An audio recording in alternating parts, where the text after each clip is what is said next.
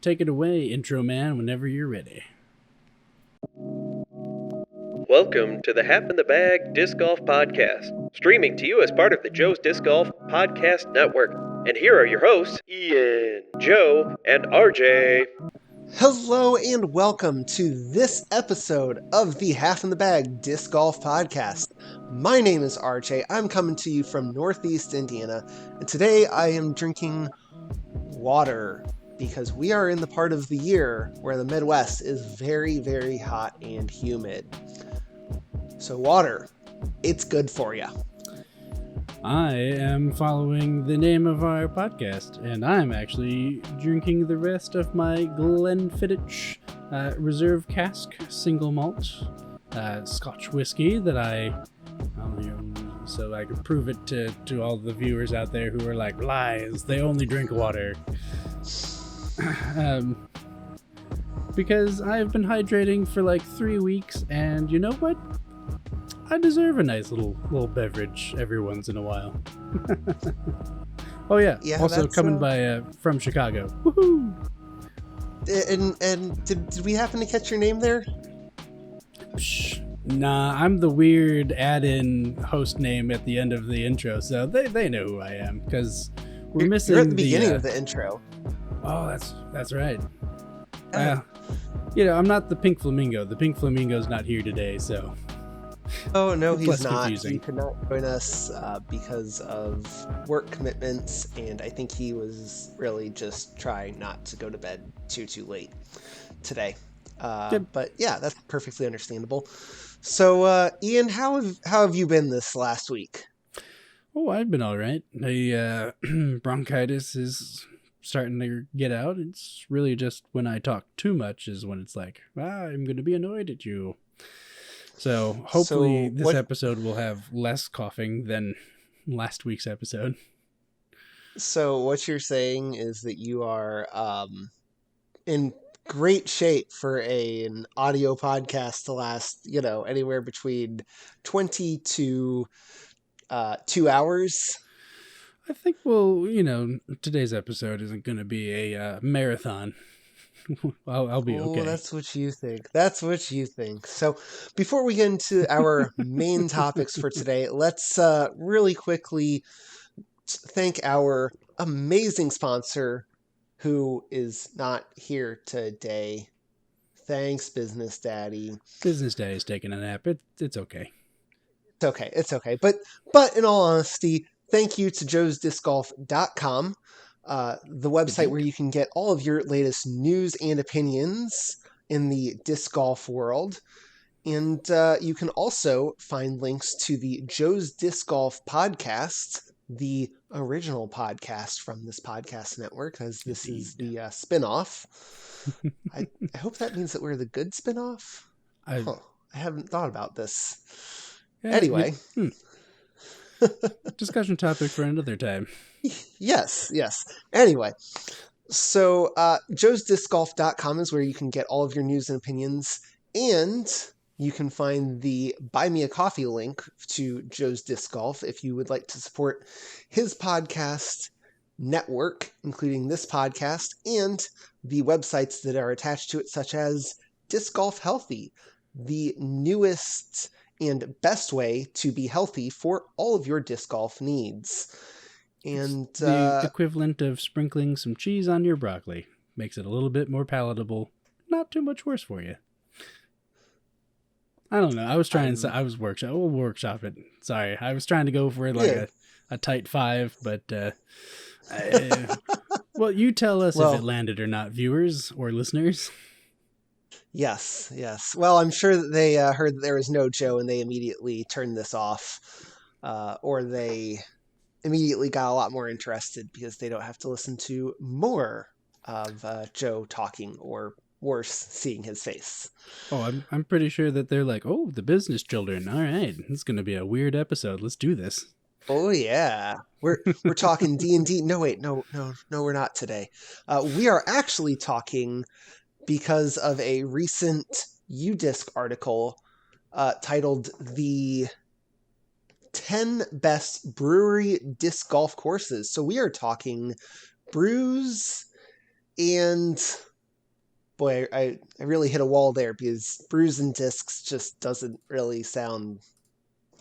It's not like Brews and Bites or Brews and yeah. So anyway, we're talking brewery disc golf courses today. We're going to go through that article a little bit and just kind of discuss what we think of each of the different options and maybe give you some ideas on where we want to hit up because let's face it, we're the Half in the Bag Disc Golf Podcast. So of course we've got to visit at least one brewery disc golf course. And so for those of you playing along at home, I've now shared my screen so that way RJ can view it, but hopefully the text is readable for those of you viewing this on YouTube. I apologize if it's not. We didn't have a lot of time to do technical troubleshooting on this particular episode, so if it's terrible, just go ahead and let us know, and we'll redo it with Business Daddy in the mix, and hopefully get some more time to smooth things out. Yes, and for those of you that are listening on the audio version of this podcast, well, it doesn't make any difference if the text is readable to you, so just imagine that it is. Yep, because, well, we'll be discussing literally everything that's written out anyway. So, yes. Cheers. So, let's get into this. Yeah, let's get into it. So, let's first start off by describing how they defined their brewery disc golf courses, and it was pretty simple. They have a category that narrows disc golf courses down to, well, a whole bunch of things, but specifically breweries and wineries. And for this specific one, the breweries that were eligible were ones that were breweries or well, I'll go ahead and just read this because it's going to be a lot easier. A larger entity that operates a brewery. So something like a hotel, restaurant, some type, a resort that has a brewery or tap house or something like that on it. Your local pub that also has a 3-hole disc golf course was not in the running for this. Although if something like that made the top 10, I think that we would need to talk to the French judge about about the suspiciousness of that. I may have just watched a documentary on the O2 Winter Olympic figure skating controversy. I was about to be like, I don't know if that's a topical reference anymore, unless you've just watched that documentary, then yes. Yes.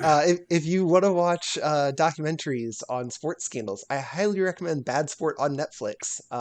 I got into it because of the Calciopoli scandal in Italy, but that was the most recent episode that I watched, and it was very good, and I very much enjoyed it, and I am not necessarily a documentary person. But enough of that. Let's talk breweries. Let's talk some amazing, well, beers and disc golfing. So starting off with the number 10 disc golf course on a brewery is the Forefathers Brewing Company disc golf course in Cambridge, Ontario, Canada.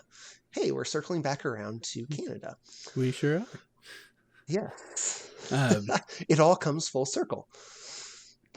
So really quickly, this is only a 9-hole course, with the shortest hole being 190 feet and the longest hole being 284 feet. Artificial tees, free to play. Course established in 2021. So as you can imagine, this sounds like a fairly straightforward beginner friendly course. Obviously, I can speak for myself. I have not played any of these courses, so this is my impression of them.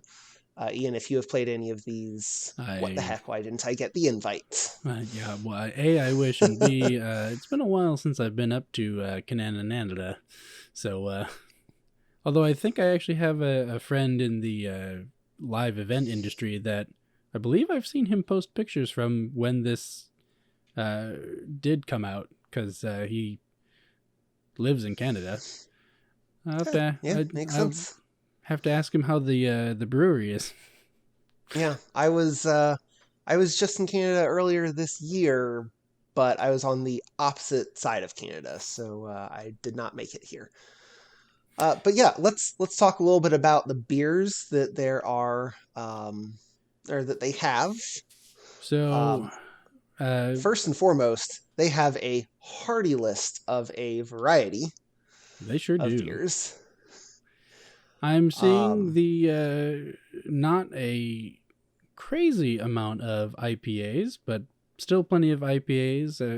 As a craft brewery, you're kind of expecting a lot of IPAs, but yeah, they've got quite the list. Yeah, they do. I am very, very curious about this Fluffy Baby Snapping Turtles. I was gonna say,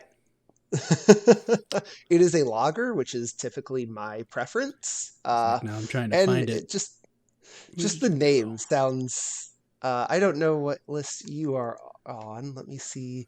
Just the tap room. Yeah, the list that you have is looks a little bit different than the list that I have. But mine was all the way down there, so it might not show up. Oh goodness. But I'm gonna have to go here no matter what, because they do have Sloth Loves Chunk available from the Forefathers Brewing in Valparaiso, Indiana. Yeah, they've got a couple from Valparaiso from what I can see. Dr. Terminus. Yeah, I mean they have a lot of different options. Looks like you can probably get just about anything for your tastes, depending on what you want. Although I would not suggest ordering a Bud Light there, because that's going to be imported, and why go to a craft brewery in Canada to get an American beer? Yep. I mean, it's fine if they want to do an American style beer, because their How Life lager, that's gonna be fairly. Though they get the Chinook hops from Crown Point, Indiana. Wow. So this one almost feels local to us. That's going to be a very standard American beer. I am intrigued by the No Need Sweet Cherry Sour. That's just kind of interesting. Mm-hmm. In terms of a stout, Why Buy the Cow? I'm intrigued by that as well. Yeah, I don't know how I'd feel about that one, because it has some coffee in it, and that's not my typical flavor profile that I enjoy. But to each their own, I suppose. Oh yeah, I enjoy what's that? Coffee, True North Cask. That sounds very, very interesting. Yep. But anyway, so yeah, definitely a wide variety of options and choices. Looks like you can get literally a little bit of everything. So definitely an interesting place, at least if you're looking at the brewery side. Like I said, only a 9-hole course. Well, Two Flock Nug Life, a black IPA brewed with lactose and coffee from Valpo's Dagger Mountain Roastery, has piney resonance and floral aromas with flavors of espresso, dark chocolate, graham cracker, and burnt marshmallow. That's a very strange list of things. I'm very intrigued by this. All right, well, you know what? I can see why this made it into the top 10 at a minimum. Because, yes. Like you said, this seems like a nice, we're visiting the area and we're going to play a nice short, day of frolfing. Or you're like, we'll do 18, play 2 rounds. And then you go hit the tap room and you don't leave for a while. Yes. Or, maybe you play 27 and, start with a round, take a round in the middle, take another round at the second turn, and, maybe finish off with a round. I did figure out why you could not see the one that I was looking at. That's because that is technically a past brew. Yes. Another past brew that sounds very interesting was the Candy Cane Badger.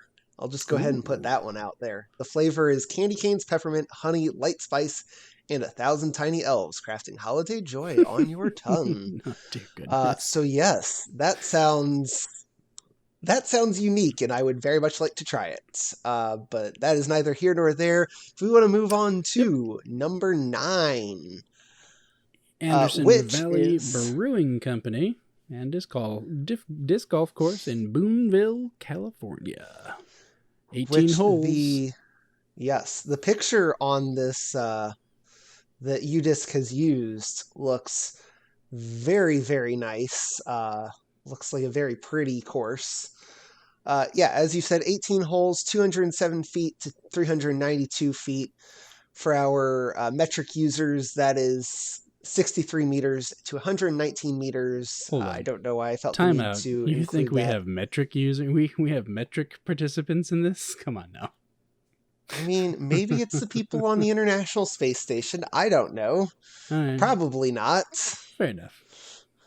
But, just for that, to all of our Canadian listeners and all of our international listeners, when you don't get meter measurements the rest of the way through this podcast, you can yell at Ian. Hey, I come from Chicago. Deal with it. So this course was established in 2002. It's a free-to-play course with rubber tee mats and DGA Mach 2 baskets. And let's get into the main topic here, the Anderson Valley Brews. Wait, looks they've got like a beer fest? Saturday, beer April fest. 29th, 2023. Okay. We have all a right, potential. I know what we're doing. Yep, I was like, we've Actually, got a we're potential probably winner. not, because we're all going to be super busy then. Yep. Or at least I probably will be, and Joe will probably be. Oh, yeah. But yeah, that's neither here nor there. School's not done yet. No, not at that point. Not by a long shot. So, looking at their year-round list, which is what you have. Looks like, again, they've got a little bit of everything. I like their cans. Those are nice. I like the bear with the elk or deer antlers. Horns. Yeah, the antlers. Yeah. There you go. Antlers, buddy. Black Antlers. Yeah. I specifically am very curious about this. I think it's called their Barrels series. I would be very interested in, well, actually any of those, honestly. They all sound amazing, and I would really, really like to try those. So, for anyone that is looking for me, I will be seeing how I can get those here in the Midwest. Yeah, that's problem is when they travel, whether or not they actually stay decent or not. For sure. The Pilsner oatmeal stout. Ooh, yes. I do love a good oatmeal stout. Yes. I would be curious about that Bunt Amber Ale. That sounds like it would be right up my alley. So that's another one that I think would be, or maybe even the Boonville Gold. I could see that being good too for me. But again, that's just kind of my taste. No IPAs for me. Nope. Yeah, my allergies have been so bad since I was a kid. IPA is usually one of the only ways that I can be like, this beer doesn't taste like horse piss. Or like when, if you're going to spend $6+ on a beer and it tastes like Budweiser, it's like, I'll pick something where I can be like, ooh, this beer's different. And not just like a Budweiser clone. Yeah, that's fair. So, 7% bold grapefruit and pine taste for the IPA. Yeah, I'm actually just really intrigued so I'm going to read this description because I'm just kind of intrigued in general. But this is their black rice ale. I was curious about that one. Saison beer reimagined. Once called the Forbidden Rice, as it was reserved only for Chinese royalty, black rice has a powerful antioxidant properties, a luxurious black color, and wonderfully nutty flavor. We brewed this nut brown ale with American 2-row pale malt, a good helping of black rice, and a touch of chocolate malt. The result is a lightly hoppy, dark mahogany ale with undertones of roasted malt, dark rye bread with a delicious nutty flavor. Weighing in at an easy 3.8 ABV, this beer is infinitely quaffable and ready to be enjoyed by everyone. All right, well, I believe challenge accepted. I will find out whether or not this is indeed infinitely quaffable. Yeah, or if I that drop sounds dead pretty after a decent while. there. Yeah, so that one, I'm going to go ahead and put it out there that I think that's the one that so far I am most interested in visiting. 18 holes of disc golf plus some interesting beer selections that sound really good. So I mean, in the I'll two that we've looked at so far, yes, this is winning. yes. So let's go on to number 8, which is Live Oak Brewing Company Disc Golf Course in Del Valle, Texas, which I believe we realized was close to Austin, if I'm not mistaken. The brewery Yes, just is outside listed of as Austin. being in Austin. So for this course, you have 13 holes, which is kind of a weird number, I gotta be honest. But whatever. It's where Paul McBeast will come to break his curse and be reimagined with a new legal name. Paul McBrewing? Oh, yeah, you know what? I like that. Actually, yeah, it's pretty good, actually. Yeah. We should trademark that before Yep. he does. Anyway, so shortest hole here is 135 feet. I'm sure that looking off the tee pad there, that feels like a gimme ace that is probably very easy to turn into a bogey. On the flip side, though, it has a par 4 513-foot hole as its longest with grass tee pads, and it's free to play. So as for the brewery itself, let's look at their smoked beers, which is the one that I am very, very, very curious about because I've never heard of smoked beers. I mean, it's Texas, so they want to be like, wow, we smoke everything. And although, yes, I understand that you could impart something into the beer, you would have to smoke the beer after it's fermented because otherwise you would kill all of the yeast. So it's one of those, like, interesting. Yes. This is an interesting one, I think. We got Hellrock, Hellerranch, Weissbierroch, which all of these are very, very German-esque names. Smoke, spelled S-M-O-A-K, Toberfest, which, oddly enough, half of these names I would expect to also be coming out of, like, a weed dispensary. Right? Like, I'm just thinking, I'm like, is this in Texas or in Oregon? Yeah. And then we've got Ghost and Grodzinski. Okay. I'm intrigued. I'm going to read just at least the first sentence. Grodzinski resurrects the last indigenous Polish beer style to go extinct in the 20th century. Production ceased in Grodzinsk in 1991. It is brewed using only oak smoke, wheat malt, and assertively hopped like a pilsner. Even with low ABV, the wheat malt delivers a full-bodied beer. The original Polish ale yeast strain ferments cold alongside our lager yeast throughout lagering. Please enjoy this truly rare beer. Okay, now that I'm intrigued by, but not necessarily enough to want to visit this particular location ahead of the Californian one. Yeah. I think that this would be an interesting, we're in the Austin area. Sure, we're going to go check this out. I don't know that it necessarily makes the Michelin star version of our list here as a true destination. I mean, the fact that it got up to position 8 must mean that they've got some pretty good beer. Yes, or the disc golf course sure. is what's the word I'm looking for? Unassumedly good. Yeah. I mean, possibly, very possible. But again, I'm more than happy to go there, try it, and be perfectly wrong. Oh yeah, if I have to go to a convention that's in the Austin area, I will definitely be checking out Live Oak because so I know that the podcast we've covered that I did a Route 66 motorcycle trip, but there is a small restaurant / motel called the Big Texan, and they brew their own beers, and they have a pecan porter, and it tasted like you were drinking a pecan pie and getting a little tipsy while you're doing it, and it was so good.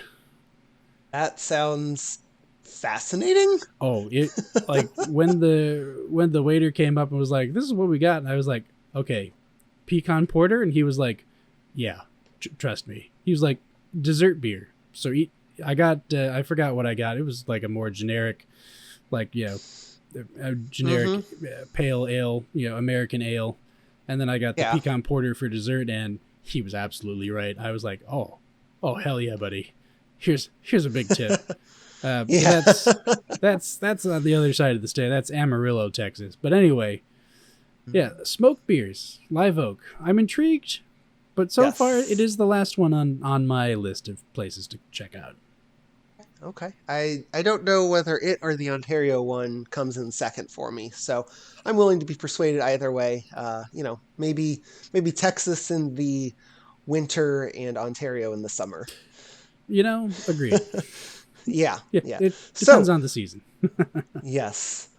Number 7 is from Pelzer, South Carolina. It is the Golden Grove Farm and Brew Disc Golf Course. Again, an 18-hole course with a wide variety of holes. I do like the picture of the wooded area that is provided. Yeah, that's very pretty.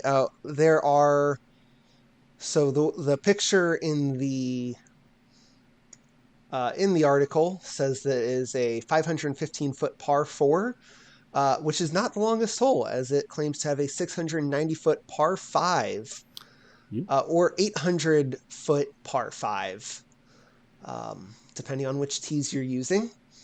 The shortest hole is between 210 to 220. So a little bit different there. Some different tee pads depending on what hole you're playing, and I assume probably what tee pad you're using. Mm-hmm. And it is free to play. So already this sounds really, really intriguing and interesting. So let's check out the brewery.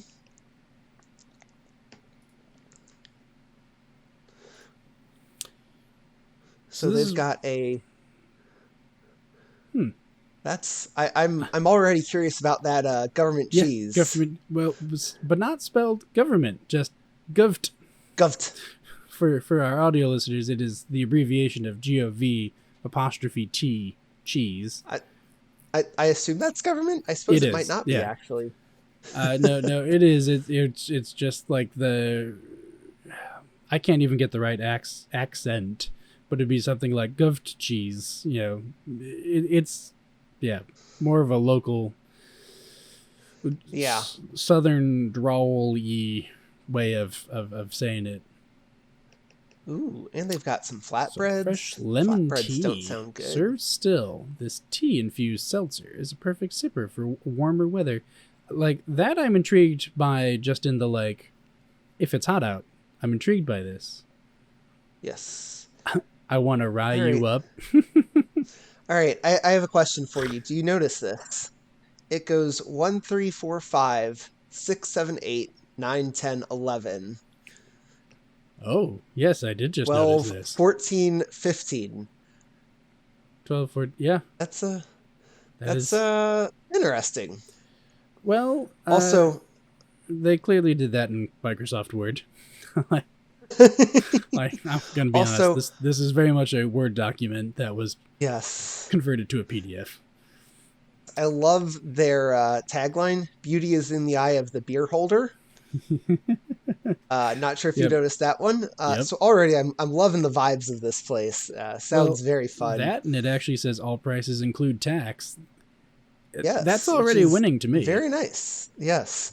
That said, I'm looking at their options, and I'm not really sure what beer I would get. There are a couple that I think I would try. but nothing that really jumps out at Well, me. So that's a little bit concerning to me. I would, Um, I will, being that I like IPAs, I want to rye you up, which is a IPA rye, and the long black ale, which is an oatmeal stout. Those yeah. are intriguing. Yeah, the one that would probably stand out to me the most is that a Little Red Rooster. It's a red ale, amber ale. That one, and I'm curious about the toast and jam. Uh, Yeah. Well, that the name of Dr. Bill's Screaming Wit, which is a peach jalapeno wit beer. I'm like, yes, okay. yes. And They have an Untapped account. That's nice. and the thing that I'm actually enjoying the most is that they've actually listed what food they have. They've got, Yes, like things I'm wings. expecting: smoked wings, cheesy bread, and then we get to Mediterranean chicken flatbread, and I'm like, wait, hold on, Yeah, where are we? that sounds interesting. And the fact Oh that they're man. called flatbread floozies, I'm like, okay, Yes. interesting. Yeah, like I said, I'm really digging the vibes on this. This place looks awesome. I mean, Um, I've got some family by marriage that's in the North Carolina area, so I guess maybe I might get into this part of the country. Maybe I don't so know. I'd be intrigued. the real question is, would you put it over the California one? No, California's still winning, but this is definitely Okay. number two. Yes, Yep, I think that's about where I am with it too. this is definitely number two so far. Oh, one note that is in the UDisc write up on this is that this is a course meant for experienced players. So maybe this is not the one where you want to have a couple rounds, play around, and have a couple more rounds. Might If just throw off your uh, your ability to play this and truly enjoy this course. no, it definitely seems like go have a good time on the course and then go and Yes, relax. yes. Yeah, So neither of these are toddler friendly. no, I'll have to see if the wife is no, willing to watch them all day yeah, and for a yeah. good chunk of the morning as I recover. Yeah, yeah. So let's talk about number 6 quick, which is the Von Trapp Disc Golf Course at Trapp Family Lodge and Von Trapp Brewing in Stowe, Vermont. I Really just reading this one, all I can think of is the sound of music. Yep, I'm like I had So best be serenaded by guitar music and singing children. That's yes, if small children do not serenade me, then I am going to be sad. That said, this is an 18-hole course from the short tees. The shortest hole is 83 feet. So you are basically putting. yep, And I really want to play this now. So yep. the shortest hole using the main tees is 228 feet, 602 feet on the longest. Again, the short tees longest hole is 276 feet, and the shortest is 83 feet. Rubber tee mats, 18 holes. It is a pay-to-play course, $6 a day, not around, just a day. So that's I think that sounds probably pretty worthwhile.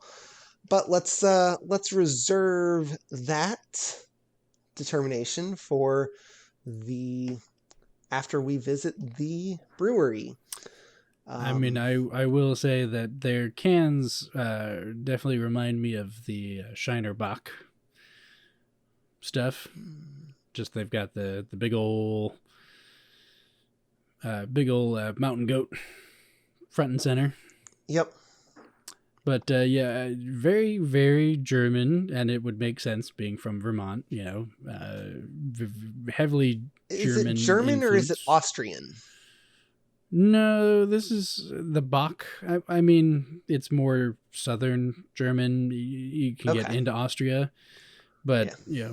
your Bachs are going to be southern German style from that area. Germanic, Okay. if you will, not specifically Okay. Germany. Yes.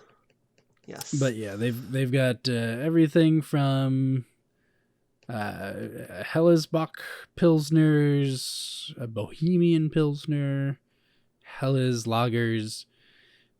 So, stuff that most people who are not like, I want an IPA, this seems like a really great place to go have a beer if you're just like, I want something, but I don't want IPAs.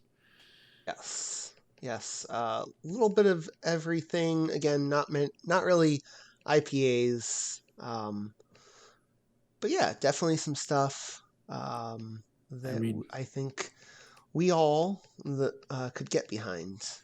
Now, I will say that in terms of all of the pictures that I am seeing, it is all very, like, tourist trappy, but, like, very nice looking tourist trappy. It's like, oh goodness, classic Disney movie, World? White Christmas. You're just like, yes. we're going to go into a cabin in Vermont, and it's going to be picturesque. It's going to be very nice and relaxing. So, I mean, this does seem like a vacation getaway as opposed to like a destination, like, course. You know what I mean? So what you're telling me is that if I show up to Von Trapp Brewing in Vermont and I'm not serenaded by world-class singers and children, that I should demand my money back? Yes, if Bing Crosby or a Bing Crosby impersonator does not show up, your money should be refunded. I 100% agree. So all that's to say, where would you rank this on your list? Is this 1, 2? Is it top 3? Right now, this is 3. And again, Okay. this is because it seems like it would be something that I could be like, well, all of us could be like, group family vacation. And I mean, you do not have children or do not have children yet. I'm not going to like get into that weird realm of like, you should have children. But like, we could all, or ask me, so when are you going to have children? So when is that going to happen? Yeah, no, but this just seems like you and your wife could go and do like an activity, and then the 3 of us schmoes could go disc golfing one day, and like it seems like it would have a variety of like activities that could be a vacation destination as opposed to specifically we have to go play this disc golf course and also check out this brewery. Yeah, that's I think that's probably a good description. Again, I don't think it's number 1 for me, but I would definitely put it in that 2-3 tier. I think maybe it might be number 2 for me. Okay. So, yeah. So let's talk about number 5 overall, which is the Highland Brewing Company Disc Golf Course in Asheville, North Carolina. Now, this is actually where my family by marriage is located in, so I could very well actually wind up here. Yes, well, right now it is a 9-hole course with short and long positions and a 6-hole putting course. Apparently they are working on putting in a full 18-hole course. The shortest hole is between 167 to 219 feet, depending on tee pads or position. I'm going to guess that's actually basket position. And the longest hole is 211 to 410 feet, depending on position again. Concrete tee pads with dynamic disc veteran baskets. It is free to play, but you do have to register as a guest at the tap room. Which is interesting. So does Yes. that mean that this is free to play if you're 21 and over? Yeah, that's a great question. I'm also curious as to like... Well, this also seems to be the only one that is specifically tied directly into the brewery. Yes. Like specifically owned by and operating, I'm assuming, by whatever owning entity for the brewery is. Which is intriguing. Yes. So let's look at some beer options, which actually that's not overly helpful. Ooh, I can click on careers. I could go work here. Yes. All right, what yes. is our year-round beer pick? Let's take a look at their There we go. I guess their Gaelic Ale, interesting. Aval IPA, Daycation IPA, Hazy Heights IPA. Wow, you guys are really going balls out on the IPAs here. Pilsner, just named Pilsner, Lower Falls IPA, High Pines IPA, and Oatmeal Porter. So far, I don't think any of this is RJ's cup of tea. No. I don't think it is, or my glass of beer either. Yeah. So I would be interested in that Gaelic Ale. So they're seasonal. They've got a seasonal called Peachful, Clawhammer Oktoberfest, Rustic Ridge IPA, and Thunderstruck Coffee Porter, and 2 limited releases currently called Cold Mountain and Black Watch. Ooh, I would definitely try that Black Watch. The double chocolate milk stout. Yes, that sounds very interesting and right up my alley. So an IBU of 45, ABV of 8%, so not infinitely quaffable. No. Your hops are going to be Chinook and Willamette. Second row, Munich Dark Chocolate Malt, Carafa 2 Roast Barley, Honey Malt, and Flaked Oats. Wow, they packed quite a bit into that particular little beer. It is apparently only available on Black Friday. Interesting. I mean, which I absolutely love, and I'll be honest, if I remember to do this, I am going to try and get some because that sounds delicious. Absolutely. And I would very much enjoy that. So, as you said, this one, not necessarily my cup of tea here, so and even probably doesn't rank that high for me. Well, I was going to say, but it does sound like it's more up your... like IPAs, I'm going to be honest, this is last for me. Really? Well, now I could be wrong. The beer could be really good because it has been around since 94, so good on them. But just in terms of the variety of beer, it's just kind of like you guys did one thing good once and then you just kind of stuck with it and didn't try anything new, or I don't know. They're just, for how long they've been around, I would kind of expect their year-round selection to be, oh wait, I can scroll. Oh dear goodness. Oh, here we are. Well, no, there's only Black Mocha Stout. That was the only one that I missed. Yep. Okay, so I'm expecting someone who's been around from 94 to have a little bit more than just IPA.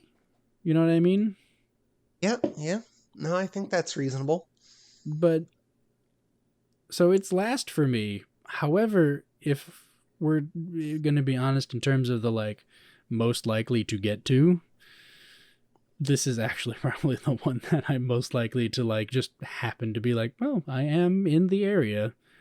Sure. Yeah. I'll go check this out. Well, you say that now, but let's talk about number 4, which is Territorial Brewing Company Disc Golf Course in Springfield, Michigan, which I believe Joe said is only about an hour and a half from where we are. Probably a little bit further than that for you, but probably the one that is closest to us. Sorry, stepped on your toes. So No, you're good. So let's talk about this one. It is 18 holes with multiple tee positions. It looks like main tees and red tees. Shortest hole 195 feet to 172 feet depending on tees. And then longest hole 561 feet to 611 feet. Par 4s for both of those depending on again, your tee selection. And the tees are grass, but apparently they are converting to concrete this summer. So that might have already happened by the time that you are listening to this. It is free to play. So let's go ahead and look at the beers here, because already I'm interested in this course. It sounds very interesting. Yes, I am 21. German-inspired beer and cuisine. I do love both of those things. Ooh, I can get curbside pickup. Ooh. Not really sure how useful that is because, boy, that would be awfully far to go. Well, you But see, that depending is... on the night, you start driving halfway, take a bathroom break, order on your phone, and then by the time you get there, it's all ready to go. You pick it up. that play around a disc golf and then head home. Yeah. There we go. It's the perfect day Yeah. trip. Yeah, perfect. So we've got rosé lager. So Interesting. mainstays are the Big Yellow Truck, Berry Quite Contrary.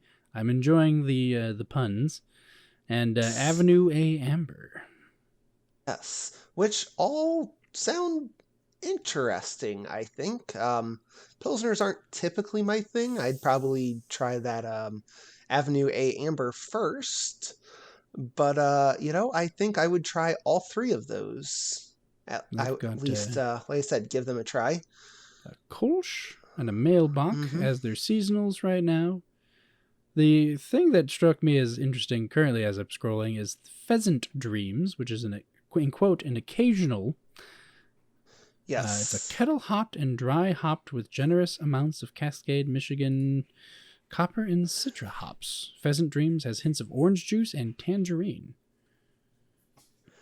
Oh man, just intrigued. I just enjoy the one-timers, but the names for them. Yeah, Who Invited Bobby and To Hell in Bach. To Hell in Bach. So good. Also, That's coming fun. soon is a Cherry Quite Contrary. Ooh. Yes, very fun. I think this place looks interesting. Their beer menu looks a little bit light for what I would expect, but there's a lot of stuff that I think sounds interesting and, would probably be more than happy to give a try to. Well, They I was also going to have a say food list. Yeah, I was going to say it's going to be less beer because it looks like they're focusing more on the restaurant side of things. Yes, which you can never go wrong with the soft pretzels. So you cannot. Although at the same time, I'm looking at their offerings, and it seems far more American fare than actually like German fare, but it is Michigan, so. All right, I gotta try these mozzarella triangles, which I assume are just a stylized mozzarella stick. Almost. But yeah, almost definitely just deep fried or hell, just fried mozzarella. 8 breaded fried triangular delights served with marinara sauce. It sounds exactly like a mozzarella stick, but apparently in triangle form. So that sounds interesting. I'm gonna go ahead. Ooh, they have a house-made chili. All right. This is my number one. Like all good Midwesterners, I can't turn down a good chili. I am spoiled. There is a German restaurant that has. So, unfortunately, it's not tied to a disc golf course specifically, but there is a German restaurant called the. Oh goodness, now I'm blanking on it. It's in Lisle, Illinois. I'm not from these parts like Joe, so I'm not any helpful. I know. Oh my goodness! I've now that I'm like trying to do this for this content now, I can't remember the name. Oh my goodness. But anyway, it'll come back to me. But anyway, it has a rotating list of beers. Sometimes the kegs will never come back because they do like import them from Germany and other parts of the world. And oh man, the German food, however, is just like, it clogs every artery and it's so good. There's like, you're not going to really find like hot dogs and hamburgers on the menu. It's nope. And then I'm just like, good for you, Michigan. Trying to Michigan it up. You're doing a good job at doing that. And unfortunately, this is pretty low on my list. This, really? Yeah. For me, this is pretty low. Okay. Their food output makes me a little sad. Well, I'll be honest. I honestly think it might be 1 or 2 for me. I jokingly said it was number 1 because of the chili, but I think that there's a lot of different beers that I would definitely try, and it sounds like it has a really nice disc golf course to go along with it. Oh yeah. I mean, don't get me wrong. With it being Well, So close. I would very much enjoy trying it. I won't say no. I would definitely join, but yeah, it's not my like first Yes. pick. Yeah. All right, so number So, 3 on the article is the mhm. Jenkins Mountain Disc Golf at Little Washington Winery and Skyline Brewery in Washington, Virginia.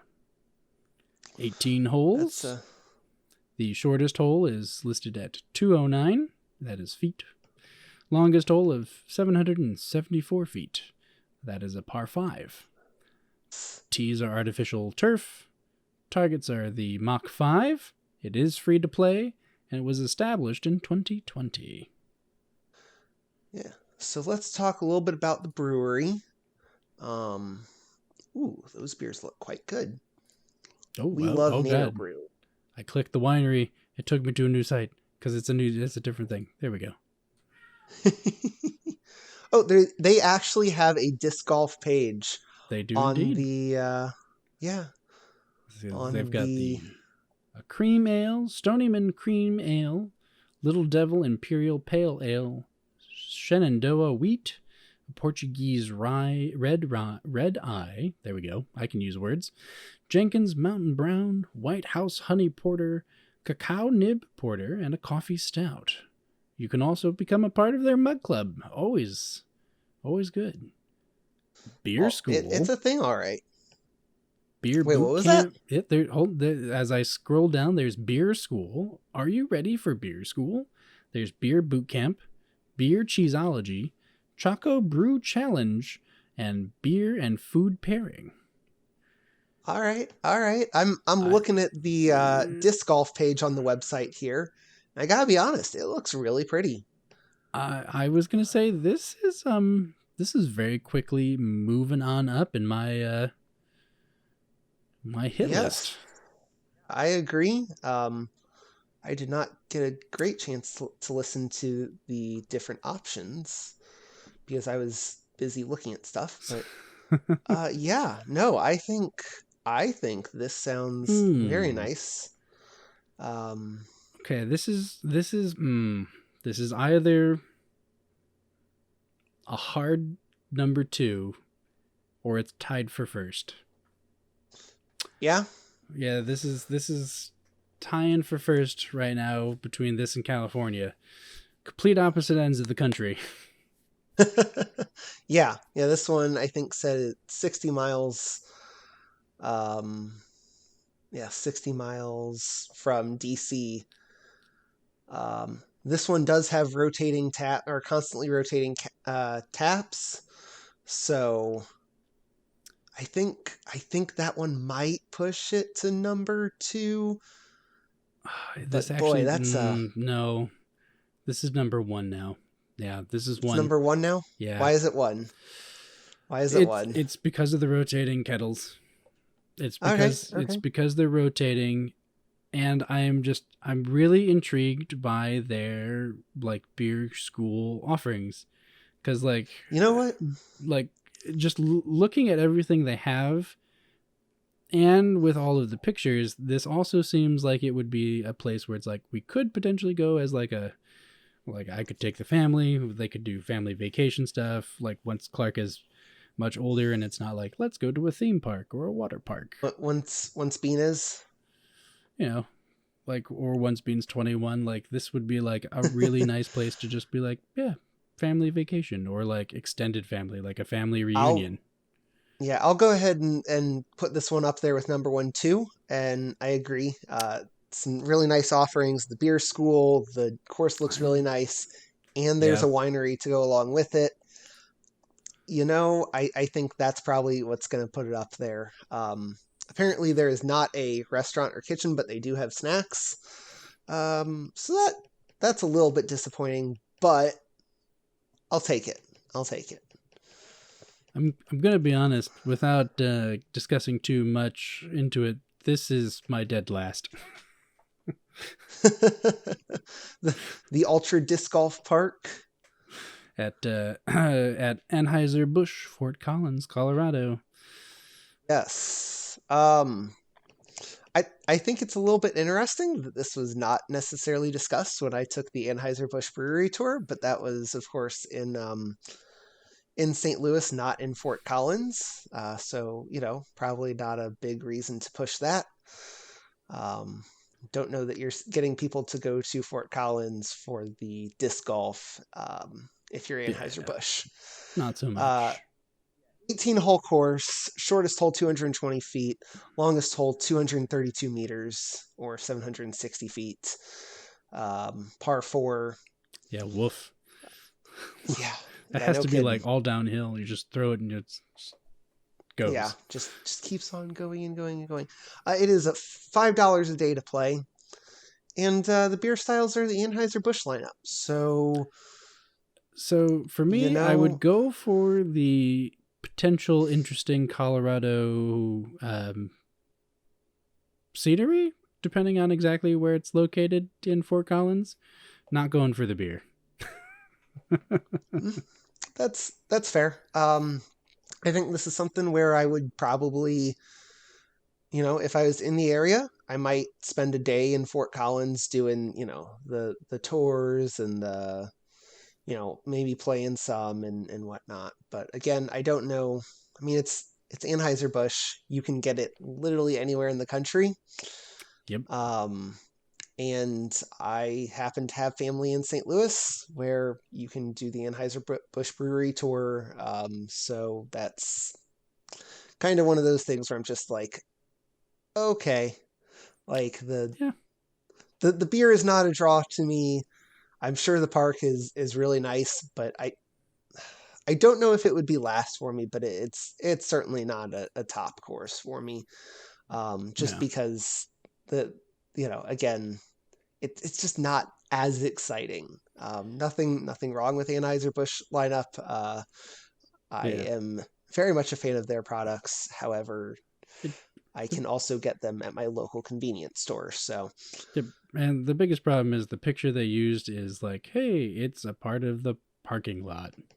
So like that also, I'm like, okay, I don't know if I care, because if it's not like interesting hilly or mountainous type terrain that we're disc golfing on, I don't want to. I can disc golf attached to a parking lot in almost anywhere. Yes. So then let's talk about number one here, the Northbrook Farm Disc Golf Course at Northbrook Farm Brewery The picture in is Colebrook, quite Connecticut. Nice. It does look very pretty. 18 holes, 189 feet to 487 feet. This is an interesting tee pad. It says brick / pavers. Mm-hmm. I don't know that I've ever seen or heard of that before, so that's interesting. No, but aesthetically it is very pleasing, because they do include it as part of their picture. Yes. It was established in 2018 and is free to play. So let's look at the beers and see just how exciting this could be. So we've got beers on tap. So they do have 3 categories. They've got tasting room can pours, beer, and soft drinks. So just looking at beer, we've got the Dennis Hill Estate Saison, a Mount Pisog. Nope, I've destroyed that name. It's an IPA, birthday, double IPA, Contractor's Beer, which is an American lager, Tight Lines, which is a Pilsner, Cog Ale, which is a Kolsch, Old Man McMullen's Porter, American Porter, The Circus, which it says Saison NEIPA, Send It, another NEIPA, Hamlet of Heathens, American IPA, Beckley Furnace Ale, Brown Ale, Bear's Eye Black Cap, a hard seltzer, the Kaiser's Oktoberfest, which is a Marzen style, Racked, oh my goodness, this list goes on. Racked, which is a bourbon cherry stout.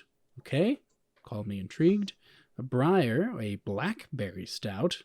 And Brother... Me intrigued. Yeah, oh definitely. And Brother Bisbee's Abbey, which is a Belgian double. Ooh, very nice. Honestly, those sound very, very nice. There are a couple different ones I'm like, yeah, I would very much like to try those. And then, of course, they have tasting room can pours, which is a whole nother list. Oh my goodness, yes. Well, That not totally different, but they do have some overlap. But they also have some other different options. And then, of course, they have soft drinks, which is not really the specialty of this. Oh, Northbrook. those are like home brewed. Mm-hmm. Oh, that is very interesting. This is number 2 for me. So right now, I've got the Virginian Skyline, Skyline Brew, Norbrook Farm, and then the Anderson Valley. So Okay, okay. those are my I top think 3. I'm gonna agree with you on 1 and 2. I think that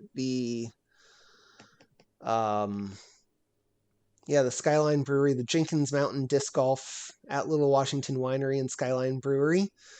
Oh boy, that is a mouthful. Yep.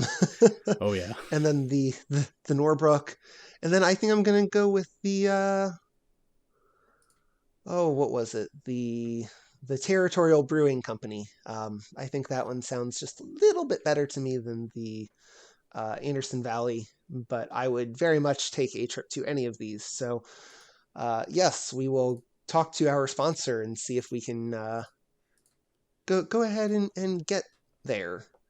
I was gonna say we'll have to find out which ones he actually thinks of. Maybe he can post that in the show notes or the comments if he gives Mm-hmm. his rankings. Maybe he does a solo like short, the first Yeah, half that of the would be good. bag short. Yeah, yeah.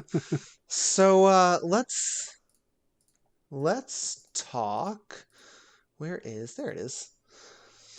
So we talked a little bit, or we talked a lot about breweries and attaching them to disc golf courses. Obviously, another option is wineries or um, even potentially like a distillery or something like that as places that would, I think, be very natural marriages for disc golf courses and land usage.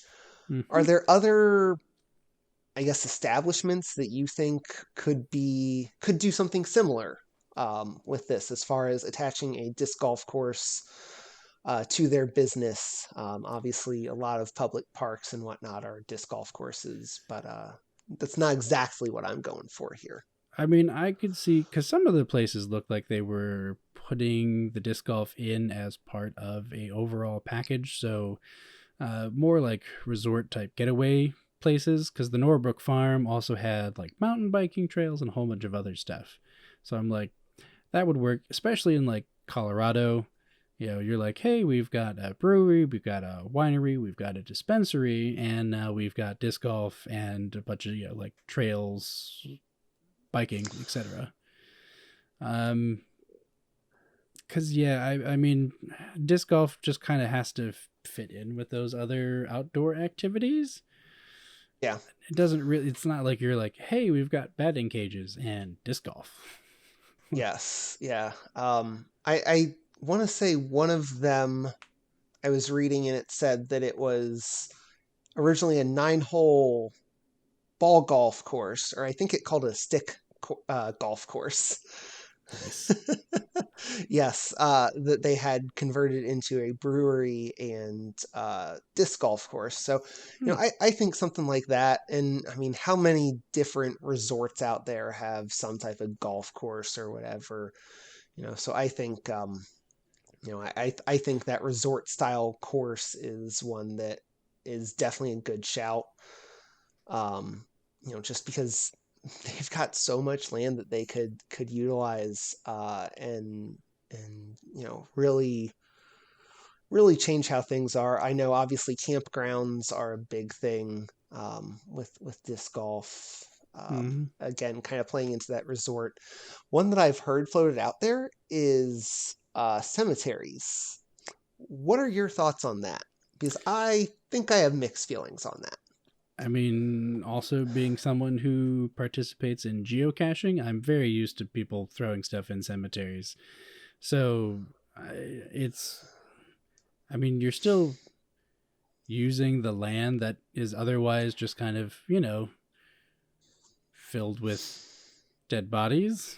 Like, they've got a lot of extra land, but they may need to take over some of that land to open up new plots, things like that. So it's not necessarily a like static thing, because you can't really be throwing discs in the middle of where people might be mourning. Whereas with geocaching, it's like, oh yeah, someone can be over there doing their thing, and I can be in a tree being like, okay, I've got my piece of plastic, writing my name in a piece of paper, and hide it, and walk away. Yeah. No, I think that makes sense. The other thing that I would say is, unless you designed the cemetery around the disc golf course, I don't know how interesting it would be to play. Because when I think of cemeteries, I think mostly of relatively open ground, obviously with headstones, which is, I think, another hazard because, I mean, you've seen what trees do to discs. Imagine what a giant stone is going to do to a disc. Oh yeah. Especially when there are a whole bunch of them lined up in a row. Mm-hmm. So I don't necessarily know how interesting that would be. Again, I think that if you were to do it, it would almost have to be, you know how ball golf courses will have houses along the sides of them? Yeah. I almost think doing like, okay, and here's a row of headstones along the side of the fairway of the disc golf course or whatever. Just kind of like that. But I think that kind of defeats the spirit of that type of thing. I guess no pun intended. It's a bit weird, but I mean, again, I could see if the cemetery is like, we're just not going to use this land over here, and we'd like to. They would probably be paid courses, because they would be using it to help fund whatever other conservation projects they've got. Yeah. No, I think that's reasonable. Again, my thing about it is I don't know how interesting it would be to play, and with the, I guess, almost stigma around cemeteries, to me, it's just one of those where I'm like, yeah, it's probably not worth putting a course in unless you're doing something special with it. Yeah, again, it would be attached in name only, because you would still probably have a fence that separates the cemetery proper. Yeah, so which I have played courses where there's a park and there's a disc golf course in the park, and there's also a cemetery in the park. That said, I want to say that typically the cemetery is out of bounds. So, because it's separated by some type of barrier, whether that's just like one of those little rope fences or, cable fences or something like that, or and usually the cemeteries like that were there hundreds, or not hundreds, but like 100 years before the disc golf course was. Yeah. So, are there any other establishments or that type of thing that you think could be a good marriage with a disc golf course? I mean, someone who's got farmland that they're like, this isn't like a particular part of their land isn't good for farming. They could, use it to be able to generate some more revenue potentially, if they're keeping up with the grounds or whatnot. I mean, that's, I think I've talked about, I grew up on a 17-acre, basically pasture. And I have thought multiple times about how I could have made that into a disc golf course. Probably would have been a little bit shorter, probably very, relatively technical, but, it certainly is something that could have, I think that's a good shout too. Yeah, I mean, there's a lot of, farm to table type places that have cropped up. So if, a restaurateur is like, well, I'm going to not do the brewery part necessarily, just have like, if they can get a liquor license, some stock options, or maybe someone local that they partner with, but, partner with farmers, kind of get a nice little swath of area that they can actually have like a food establishment that's not necessarily, crazy expensive. Food or beverage is going to have to be involved in almost everything here. Now, That actually gave me a thought, because a few miles down the road from me, in the fall, they do a corn maze and pumpkin patch. And something that is, I don't necessarily know if it's gaining in popularity, but at least it's a thing, at least, is like the you pick blueberry or strawberry or, apple orchards or whatever. I think maybe partnering something like that would be very interesting. Just because obviously you do have, obstacles in the form of hedges or trees or whatever. And you do have a fair amount of land. I think something like that could definitely be a viable option as well.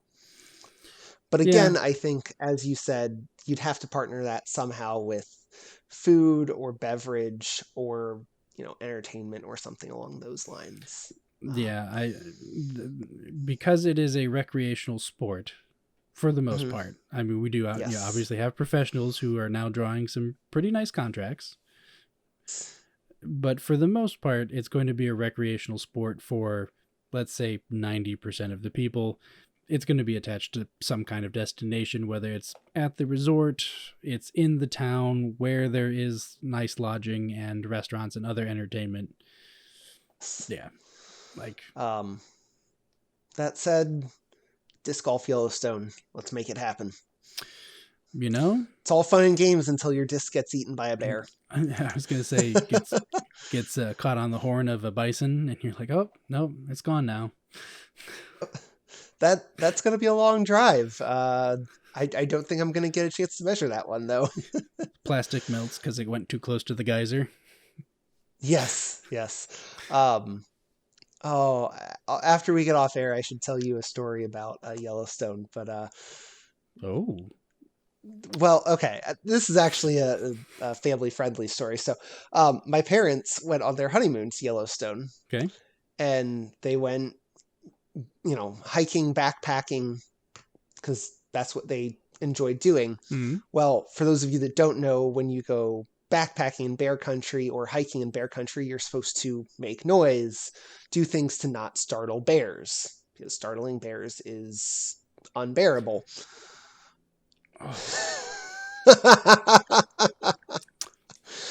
Oh, my hat to you, sir. But anyway, so my parents have, these pots and pans rattling around on their backpack. Mm-hmm. They turn the corner of this trail, and there's a moose that just stares at them like, huh? Where did you come from? That's my best moose impression right there. Good, just looks startled as hell to them. Mm-hmm. Just like, I wasn't expecting anyone to hear. So obviously they were doing a great job of making lots of noise to not surprise any animals. No, moose are pretty slow. Yeah. And they're very territorial. Yes. Actually, I want to say that the most dangerous animal in Yellowstone is actually a moose, not a bear. If I remember correctly. Like I said, they're very slow on the uptake. So the things that normally, warn most other animals that like, oh, I should maybe not be here. They're just kind of like, oh, I don't know, whatever, who cares? And then you show up and they're like, oh, what? Oh, crap. You're in my space. They get their shotgun out. All right. I think that's the place to end this. Oh, man. So, yeah, that was a worthwhile story. I love that story. I probably tell that story at least a couple times a year. Well, I mean, even though I was very much not born. Your parents made it out alive because, you exist. So. Yes. Yeah. So, for those of you that have been watching this and would like to listen to the audio format, so you don't have to see our lovely smiling faces and the fantastic glare spot in against my closet. Oh man, you can find this. You can find this wherever you get your major podcasts. You can get this one there too. And if you are listening to this and would like to watch it, you can find it wherever, you can find it on YouTube /Joe's Disc Golf. Wow, easy for me to say. Make sure to check out our sponsor, joesdiscgolf.com. And Ian, anything else for the good of the cause? I don't think so, except for feel free to leave your lists of places you would like to go, or if you think the UDisc article might be missing a location, feel free to drop that in as well. Yeah, make sure that you hit us up on Twitter at halfinthebagdg. That is also where you can submit your listener questions and your submissions for the Disc of the Week. And yeah, I think that pretty much covers everything. So Ian, thank you for taking the time to talk brews and disc golf with me today. Thank you for letting me have unnecessary IPA opinions on. all breweries. IPA opinions are unnecessary. Yeah, all IPAs are unnecessary. Anyway, yes. So thank you for your time, listeners and viewers. Thank you for taking the time to watch and listen to this. And we'll see you next week. Enjoy your round, and bye. Goodbye, everybody.